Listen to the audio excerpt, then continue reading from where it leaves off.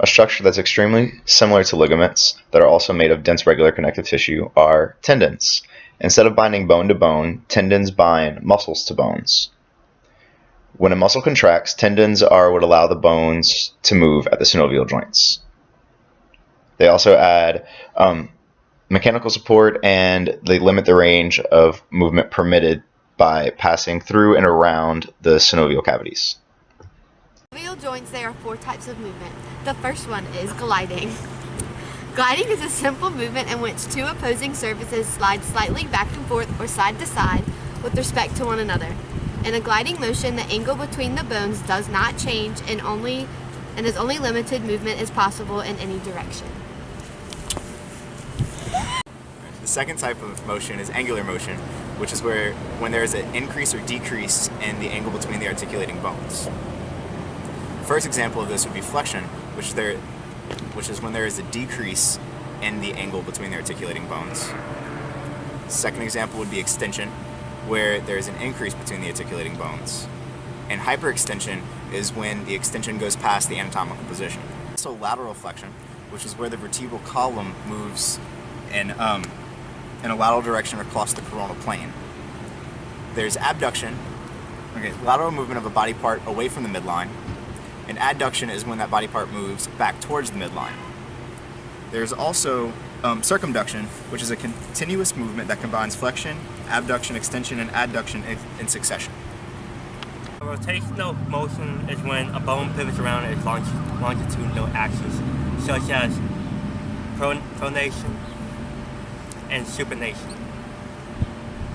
Next one is special movements. First, we have elevation, the movement of a body part superiorly.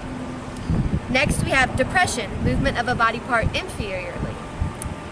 Next, we have dorsiflexion, is when the ankle joint movement where the dorsum of the foot is brought toward the anterior surface of the leg. Next is plantar flexion, the ankle joint movement where the sole of the foot is brought toward the posterior surface of the leg. Eversion is the twisting motion of the foot that turns the sole laterally or outward.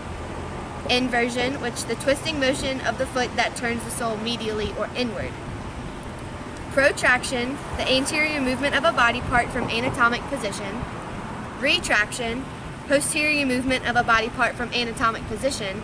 And last is opposition, special movement of the thumb across the palm toward the fingers to permit grasping and holding an object.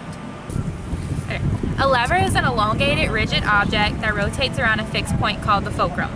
An example of a lever is a seesaw. The movement occurs when an effort applied to one point on the lever exceeds the resistance located at some other point. The part of the lever from the fulcrum to the point of effort is called the effort arm, and the lever part from the fulcrum to the point of resistance is the resistance arm. There are 3 classes of levers found in the human body. The first type is a first-class lever. In a first-class lever, the fulcrum is located between the resistance and the effort. An example of a first-class lever is a scissors or rotating your neck backwards. The second type of lever is a second-class lever. The resistance is located between the fulcrum and the effort. An example of a second-class lever is a wheelbarrow or plantar flexion. The third type of lever is a third-class lever. The effort is located between the resistance and the fulcrum. An example of a third-class lever is a tweezers and flexing and extending your arm.